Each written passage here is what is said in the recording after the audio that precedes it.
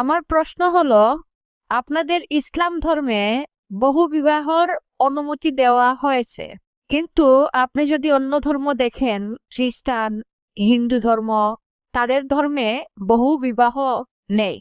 কোনো ধর্মগ্রন্থ নেই কোরআন ছাড়া। আমি তুলনামূলক ধর্মতত্ত্বের ছাত্র, যেটা বলছে যে একটা বিয়ে করো। একটা অনুচ্ছেদ নেই বাইবেলে, ভগবদ্গীতাতেও নেই, বেদেও নেই, যেটা বলছে একটা বিয়ে করতে কোরআন ছাড়া। যদি আপনারা হিন্দু ধর্মগ্রন্থ রামায়ণ পড়েন, শ্রীকৃষ্ণ মহাভারতের মতে তার কতজন স্ত্রী ছিল? 16,108 জন। তাহলে মুসলিমরা কেন চারটা করতে পারবো না? সমস্যা কোথায়? এরপর যদি আপনি বিষ্ণু পুরাণা অধ্যায় 24 অনুচ্ছেদ 1 পড়েন, বলছে একজন ব্রাহ্মর 4 জন স্ত্রী থাকতে পারে। যদি ইহুদিদের গ্রন্থ পড়েন, এতে অনুমতি আছে যত ইচ্ছা তত বিয়ে করার। যদি খ্রিস্টানদের বাইবেল পড়েন, আব্রাহামের 3 জন স্ত্রী ছিল, সলোমনের কতজন স্ত্রী ছিল?